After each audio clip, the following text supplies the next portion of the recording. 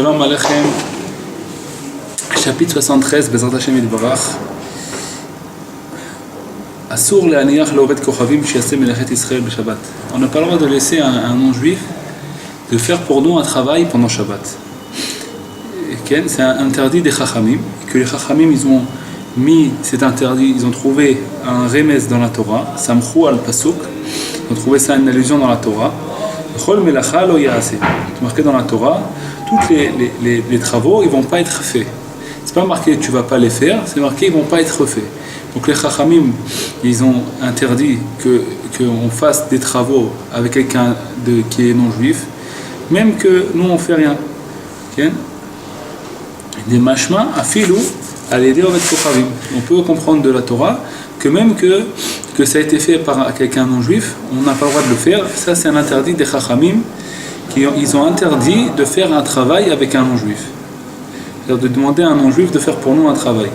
Vim oser l'oved kochavim et amelacha be'erev Shabbat, afal pi sh'oved kochavim oser ota be'Shabbat, mutar. Maintenant si on donne ce travail à un non-juif, à la faire pour nous pendant Shabbat, mais on lui demande de faire ça la veille de Shabbat. Alors on va voir Bezrat Hashem Yitbarach qu'il y a des fois où c'est permis, des fois c'est interdit. Donc c'est permis, mais il y a quelques règles. Il y a des règles et des détails. On va voir on va voir qu'il y a 5 détails. Si on rentre dans ces 5 règles-là, on les accomplit, on aura le droit de demander à un goy, la veille de Shabbat, ça veut dire avant Shabbat, de faire pour nous un travail. Alors on va voir Bezrat Hashem Yitbarach, 5 règles. La première règle, que le goy, il prenne l'objet qui va faire sur lui un travail avant Shabbat, et pas pendant Shabbat. C'est-à-dire, par exemple, quelqu'un il veut coudre un habit, il faut qu'il donne, le goy il lui prenne cet habit-là avant Shabbat. Il ne peut pas prendre cet habit-là à coudre ou à réparer, par exemple, quelque chose, une caméra ou quelque chose comme ça. L'objet qu'il doit réparer ou qu'il doit travailler dessus, il ne peut pas le prendre pendant Shabbat, il faut qu'il le prenne avant Shabbat. Ça, c'est la première règle. Deuxième règle, qu'il travaille, qu'il lui donne de l'argent pour ça. Il ne le fasse pas gratuitement. S'il le fait gratuitement, il le fait pour le juif et c'est mamash un interdit. Alors que s'il le fait pour un salaire, il fait ça pour son salaire lui-même et il n'est pas considéré qu'il est en train de faire notre travail, il est considéré comme si il travaille pour lui-même. Maintenant, même ça, dans ce salaire-là, on va voir Bezrat Hashem Yitbarach que ce n'est pas n'importe quel salaire. Par exemple, si on lui paye à l'heure, il est payé à l'heure ou alors à la journée, c'est interdit. Parce qu'on le paye pour qu'il travaille pendant Shabbat. Ce qu'on a le droit de faire, c'est de donner en général, par exemple, quelqu'un qui va coudre, par exemple, un habit, un habit pendant Shabbat. Alors, on lui donne un salaire pour tout l'habit, et nous, on ne regarde pas quand est-ce qu'il le fait, c'est pas notre problème. Donc dans ce cas-là, c'est permis, parce qu'on ne lui demande pas de le faire pendant Shabbat. Alors on va voir, Bezrat Hashem, que dans ça aussi, il y a des détails.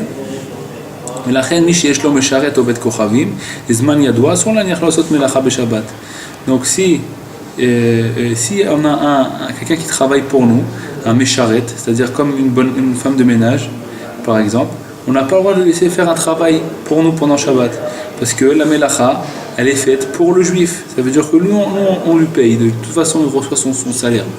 Donc qu'est-ce qu'il est en train de faire lui? Il gagne rien de ça, le goy. Il gagne rien. Parce que s'il n'aurait pas fait, il aurait fait ce travail-là, de toute façon il reçoit son salaire à la fin du mois. Donc quand on lui demande de faire quelque chose qui est interdit pour nous à faire pendant Shabbat, cette femme de ménage-là, on lui demande de faire pour nous quelque chose qui est interdit, alors elle le fait que pour le juif, parce qu'elle ne gagne rien de ça. C'est-à-dire que si on ne l'aurait pas demandé de faire ce travail-là, elle n'aurait pas eu, elle n'aurait rien perdu. Donc quand on lui demande de faire un travail pour nous pendant Shabbat, alors c'est mamash un interdit parce qu'il fait ça que pour nous. S'il y a un non-juif qui va dans un endroit, il va voyager pendant Shabbat, il faut lui donner quelque chose. Si on veut l'envoyer avec lui quelque chose, une lettre ou alors un objet tel et tel endroit, et lui va voyager, on sait qu'il va voyager pendant Shabbat, il faut lui donner aussi quelque chose pour ça. Il ne faut pas lui donner ça gratuitement parce que c'est comme si qu'il fait ça pour le juif. Si on lui dit, voilà, tu vas demain, par exemple, quelqu'un qui habite à Paris et ce gars il va à Marseille par exemple, et il dit, voilà, tu donneras ça à mon cousin qui habite à Marseille, et lui on sait qu'il va voyager pendant Shabbat, on n'a pas le droit de lui donner sans salaire. Parce que si on lui donne son salaire, alors il travaille pendant Shabbat, il voyage, il fait ça pour le juif. Okay. Et Veisaya Agam Shabbat, à Sachar, maintenant ça c'est le deuxième règle, qu'il faut donner un salaire. Il faut qu'on donne un salaire. On a dit la première règle, c'est qu'on ne lui donne rien pendant Shabbat, on ne lui donne pas l'objet pendant Shabbat, on lui donne l'objet avant Shabbat. Deuxième règle, qu'on lui donne un salaire. Okay. Maintenant, troisième règle, c'est que le salaire, il ne soit pas pour la journée. Ça veut dire qu'il soit pas, il ne faut pas qu'on on lui paye ses heures. Il faut qu'on lui donne un salaire pour le travail qu'il va faire. Ça veut dire, on appelle ça kablan. Il fait ça, il reçoit ce travail, il le fait, il peut le faire quand il veut. S'il veut le faire la nuit, il fait la nuit. Il veut faire le jour, il fait le jour. On ne lui donne pas un salaire du Shabbat. On ne lui dit pas, voilà, tu vas faire ça et je te paye de l'heure. Parce que si on le paye de l'heure, on lui paye l'heure qu'il a travaillé pendant Shabbat. Mais si on lui paye le travail en lui-même, okay, alors on lui paye le travail en lui-même, il aurait pu faire à n'importe quelle heure qu'il voulait, on ne lui a pas précisé on ne lui paye pas son travail pendant Shabbat. On lui paye son travail. Okay. Ça c'est la troisième règle. La quatrième règle, sur les voiles, on n'a pas le droit de l'obliger à le faire pendant Shabbat. Ça veut dire, on ne peut pas lui dire, voilà, demain c'est Shabbat, il faut que tu me fasses ça et ça et ça, prends tel et tel objet, okay, et tu me feras ces réparations-là pendant Shabbat, et tu me les rendras samedi soir. C'est interdit, parce qu'on lui demande de faire pendant Shabbat. On ne doit pas lui préciser, on ne doit pas l'obliger à faire ça pendant Shabbat. Si après lui il fait ça pendant Shabbat, il fait pendant Shabbat. Mais nous on n'a pas le droit de lui dire, le préciser et l'obliger de faire ça pendant Shabbat. Donc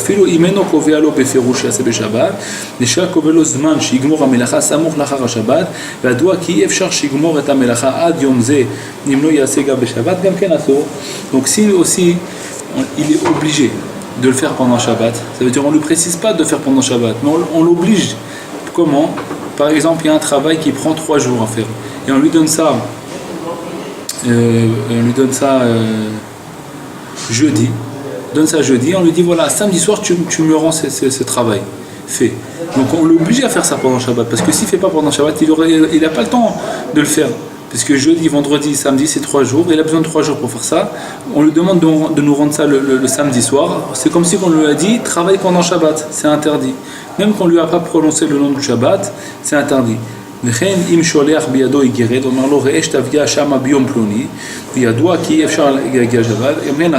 chose avec une lettre. Si on lui dit, voilà, il faut que tu lui donnes ça lundi matin, et on sait que maintenant on est vendredi, il ne peut pas arriver là-bas lundi matin s'il ne voyage pas pendant Shabbat, c'est aussi interdit. On l'oblige d'arriver là-bas lundi matin. Si on ne l'oblige pas et on sait qu'il va le faire pendant Shabbat, sans lui rien lui dire, c'est bien, on a le droit. Mais si on lui dit maintenant tu dois l'amener obligatoirement lundi matin, par exemple, et on sait qu'il doit voyager pendant Shabbat pour ça, alors c'est interdit. La même chose si maintenant le marché il est pendant Shabbat et on veut acheter quelque chose au marché, et le marché il n'y a pas d'autre jour, il n'y a que le Shabbat où on peut acheter ce qu'on veut acheter au marché. Qu'est-ce qu'on va faire maintenant? On ne peut pas dire au goy, prends de l'argent et achète-moi cet objet-là au marché. Parce qu'on sait, même si on ne l'a pas dit achète-moi ça pendant Shabbat, on sait que le marché il est pendant Shabbat. Maintenant il dit le Kitzur Shulchan Aruch, si on lui donne jeudi, on ne lui donne pas le vendredi, on lui donne le jeudi, et on lui dit achète-moi ça, tel objet, et on sait qu'il va acheter ça au marché, le Kitzur Shulchan Aruch il permet de faire ça, puisqu'on ne lui a pas donné ça vendredi, on lui a donné ça avant, on ne lui a pas donné ça la veille de Shabbat, on lui a donné ça le jeudi, et on sait qu'il va acheter ça pendant Shabbat, on ne lui précise pas d'acheter ça pendant Shabbat, on ne lui précise pas quel, et aussi d'acheter ça au marché, parce que si on lui dit il va acheter ça au marché, le marché il est que le Shabbat, alors c'est sûr qu'il va acheter ça pendant Shabbat, c'est comme si on lui dit il va acheter pendant Shabbat, on lui dit rien, on lui dit voilà je veux tel et tel objet, achète-moi-le, et on lui donne l'argent le vendredi, et lui il va acheter ça pendant Shabbat. il faut lui donner un salaire aussi. Ça veut dire qu'il va gagner quelque chose de ça, qu'il va acheter. Donc il est en train de travailler pour lui. Lui, il achète son objet et c'est comme si qu'il nous le revend le dimanche. On ne lui a pas demandé on lui a pas dit de faire ça pendant Shabbat. C'est comme si que lui-même il s'est acheté cet objet et il nous le revend le dimanche puisqu'il va gagner un salaire. Il a un salaire. Mais si on fait ça le vendredi, ça se voit qu'on l'a envoyé. C'est comme s'il est considéré comme un envoyé pour nous. Donc on n'a pas le droit de le faire si c'est un vendredi. Si c'est le jeudi, il dit le Kitur Shulchan Aruch que c'est permis. Le Mishnah Berurah il n'est pas d'accord, mais le Kitur Shulchan Aruch il permet. Le Kodem Lachen Mutar, la tête le Chefetz, top. Et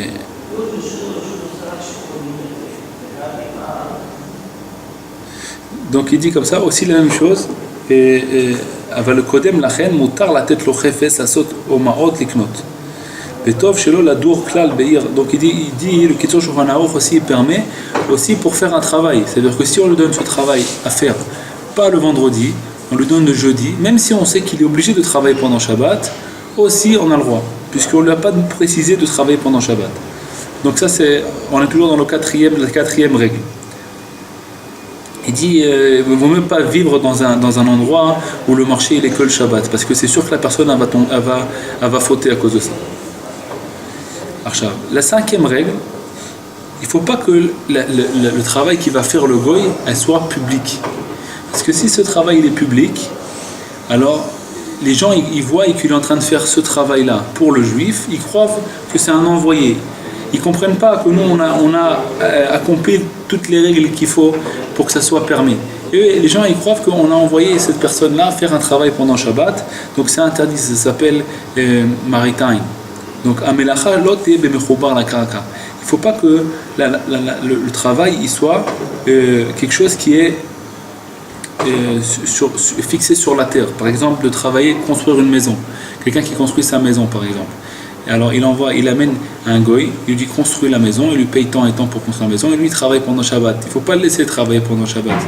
Parce que les gens, ils croient que nous, on est en train de le payer à la journée. Ils ne savent pas qu'on le paye pour le travail entier. Et ils croient que c'est notre envoyé, qu'on lui a demandé de travailler pendant Shabbat. Et c'est comme si nous-mêmes en train de transgresser le Shabbat. Okay? Alors il ne faut pas que le travail il soit mechoubar le karaka. Il ne faut pas qu'il soit attaché au parterre. Il ne faut pas qu'il soit public. Kegon binyan ou avoda basade. Alors l'avodat binyan, asur shiase ovet kochavim beshabbat af al pi sh'Israël katzat simo kol sachar binyan ligamre. Même que c'est le juif, il lui a donné un prix pour la construction entière de la maison, c'est interdit. Si quelqu'un n'a pas la possibilité autrement, il faut qu'il demande à un rav.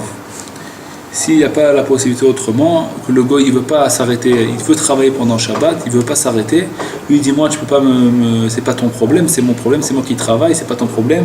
Alors là il a un problème avec le goy, il sait pas comment faire, il faut qu'il demande à un rav, parce que c'est des halachot qui sont obligés de demander avec un rav. Un rav c'est quelqu'un qui connaît les halachot, c'est pas tout le monde qui s'appelle rav. Il faut quelqu'un qui connaisse bien ces halachot là, halachot Shabbat, pour savoir qu'est-ce qui est permis et qu'est-ce qui est interdit.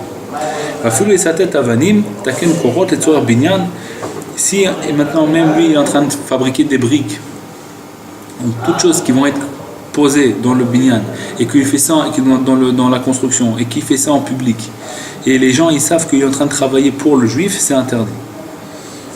אסור שיעשה בשבת, וכן עבודת השדה, כגון לחרוש או לקצור וכדומה, אפילו אם שכר את עובד כוכבים שיעשה כל המלאכה בעד סכום ידוע שכר היום, אסור. Si maintenant il a la même chose avec un champ, quelqu'un il a un champ et il emploie quelqu'un qui lui dit écoute ce champ là, tu me fais tout le champ, je te donne 1000 shekels.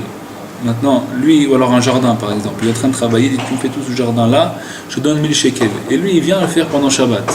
Il vient nettoyer le jardin ou alors le champ pendant Shabbat. C'est interdit. Même parce que c'est quelque chose qui se voit. Les gens ils voient qu'il est en train de faire que cette personne il fait un travail pour le juif. Même que ça aurait été permis normalement. Parce qu'il travaille pour lui le goy, il n'y a pas de problème. Mais comme c'est quelque chose que les gens ils peuvent croire que c'est un envoyé à moi, que je le paye à l'heure ou à la journée. Et je ne le paye pas pour le travail en lui-même. Je lui paye à l'heure ou à la journée, alors c'est interdit. Aval. Maintenant, si le goy, il est associé avec le juif. Par exemple, ils ont un champ ensemble, c'est-à-dire le champ il appartient aux juifs. Mais le goy il travaille, il prend, et c'est quoi son salaire? C'est qu'il prend des bénéfices des fruits. Ça veut dire qu'il prend, son salaire c'est qu'il prenne par exemple un quart des fruits, c'est à lui. Après il les vend et il se débrouille avec ça, ça c'est permis. Parce qu'on voit qu'il prend les fruits pour lui. On voit qu'il ne donne pas tous les fruits aux juifs, il prend des fruits pour lui, donc ça se voit qu'il fait son travail pour lui-même. On voit que c'est quoi son salaire. On voit que son salaire il n'a pas été fait à la journée, il a pris des pourcentages des fruits. Donc c'est permis.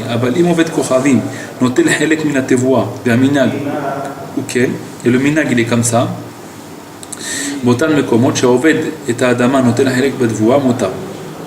Si l'habitude elle est comme ça, que les gens, les goy, ils prennent une partie de la récolte, alors ce sera permis. Donc si quelqu'un par exemple maintenant avec un magasin, tout ça, c'est plein de détails, il faut demander à un rav. Je ne sais pas vous le dire exactement.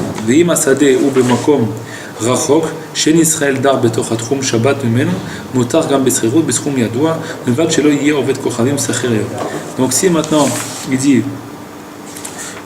que ce champ-là, il est très loin, il n'y a pas de juifs qui habitent dans le coin,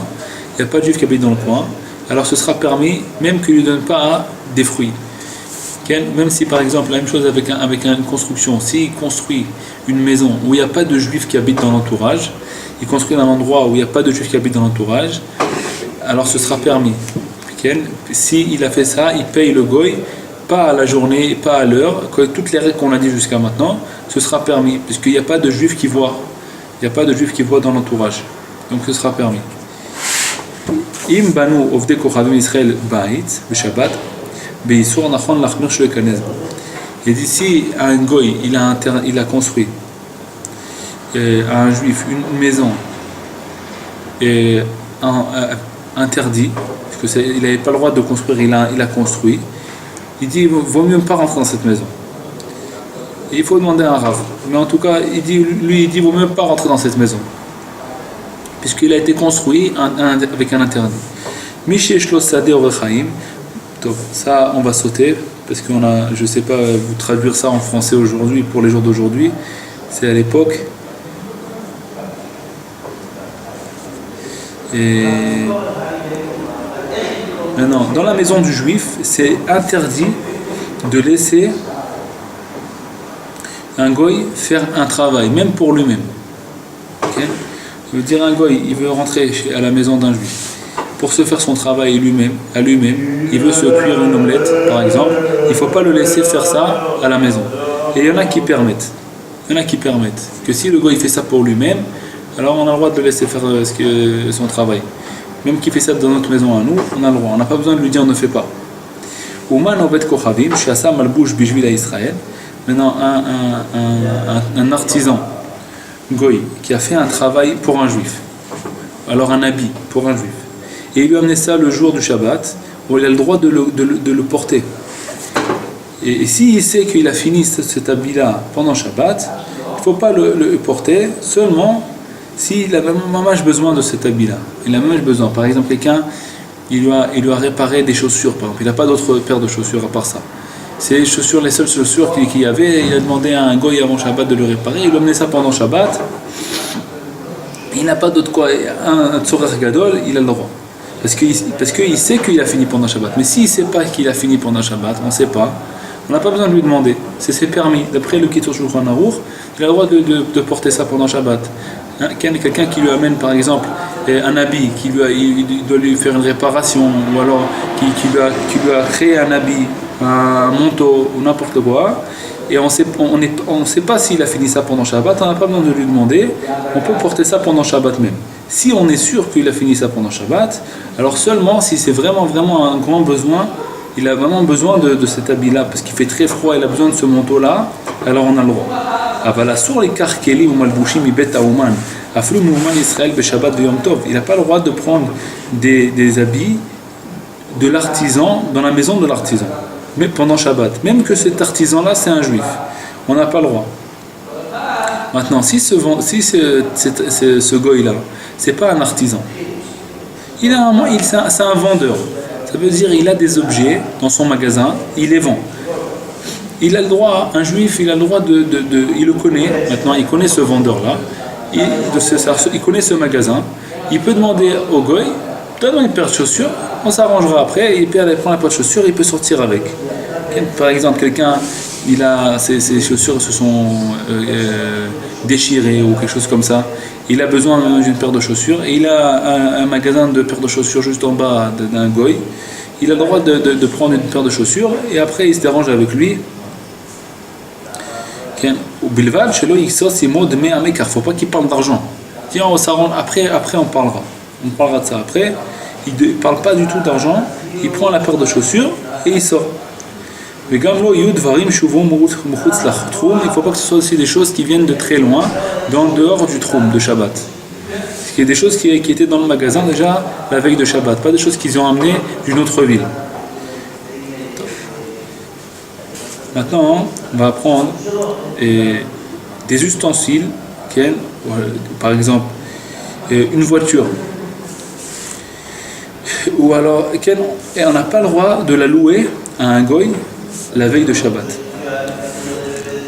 On n'a pas le droit de louer une voiture la veille de Shabbat le vendredi à un goy, ou alors n'importe quoi qui est interdit de s'en servir pendant Shabbat. On n'a pas le droit de louer ça la veille de Shabbat. Même qu'on n'est pas Metsuvim, on n'est pas ordonné que nos objets ils gardent le Shabbat. On n'a pas le droit, on n'a pas besoin de garder nos objets, que nos objets aussi doivent garder le Shabbat. On n'est pas obligé. Nos objets, ils ont le droit de transgresser le Shabbat. Alors pourquoi on interdit ça? Comme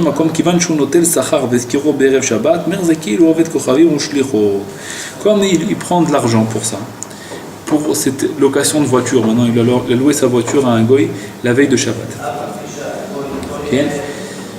Et il prend de l'argent pour ça, pour cette location de voiture. Et il fait ça la veille de Shabbat. Okay. Alors c'est comme si on voit que le goy c'est son envoyé. Donc c'est interdit. Maintenant le jeudi c'est permis. C'est permis. Si le jeudi on veut louer une voiture à un goy qui nous la rend dimanche matin, on a le droit. Mais quand on va recevoir le salaire, il ne faut pas prendre le salaire à la journée.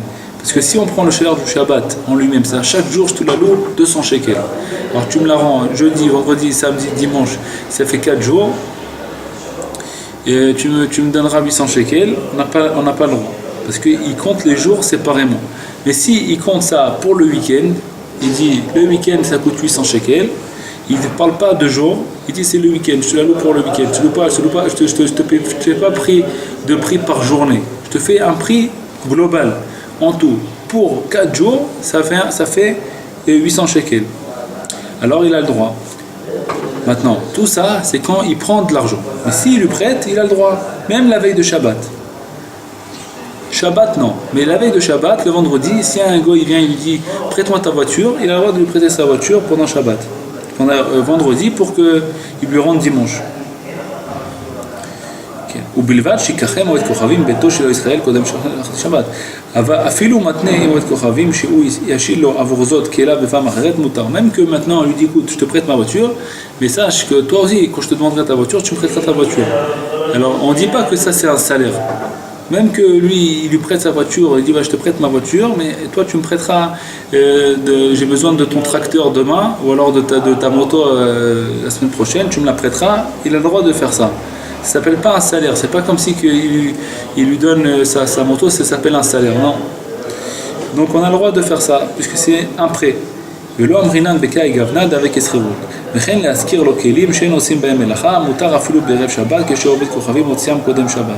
Et de prêter, ça c'est pas chouette. Tout ce qu'on a dit c'est...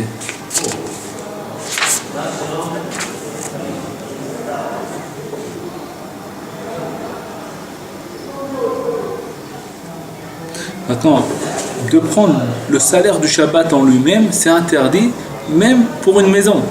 Pas que pour des ustensiles qu'on fait avec des travaux. Par exemple, une voiture ou tout ça. Même s'il loue une maison et il prend un prix pour chaque jour, il n'a pas le droit. S'il prend par exemple 100 shekels de la journée, un hôtel par exemple, il n'a pas le droit de prendre 100 shekels pour le jour du Shabbat, parce qu'il fait ça par journée. Donc aujourd'hui, comment on fait? Si on va un Shabbat à l'hôtel, des fois on paye. Alors le prix, c'est pas du Shabbat en lui-même. Ça veut dire que dans le prix, il est compté la veille de Shabbat, vendredi déjà, depuis 12 heures normalement en Israël, depuis 12 heures, depuis midi, on a le droit de venir jusqu'à 3 ou 4 heures après la sortie du Shabbat. Donc on compte tout ça, c'est un prix global ça s'appelle un week-end. Même que c'est en vérité le jour du Shabbat, mais aussi c'est un week-end. Et en plus de ça, le prix compte aussi la nourriture qui a été préparée la veille de Shabbat. Donc tout ça c'est un prix global pour tout ce qui comptait la nourriture qui a été préparée déjà la veille de Shabbat, et aussi qu'on a le droit de venir avant Shabbat et on a le droit de rester même un peu après Shabbat. Donc tout ça global, ça fait un prix spécial, donc c'est permis. Mais si quelqu'un il veut louer sa maison pendant Shabbat, c'est-à-dire que la personne elle vient pendant Shabbat, et lui loue par jour, ça veut dire il lui dit voilà, je te loue ça 200 shekels par jour, et donc la personne reste 4 jours dans la maison. Alors jeudi, vendredi, samedi, dimanche, c'est 4 jours, et chaque jour on lui donne 200 shekels, donc le Shabbat il est compté séparément. On n'a pas le droit de faire une location comme ça, il faut faire une location Avla. Avla, ça veut dire tous les jours ensemble on compte global, un prix global. On a fini le chapitre 73. Kol tov, shalom aleichem.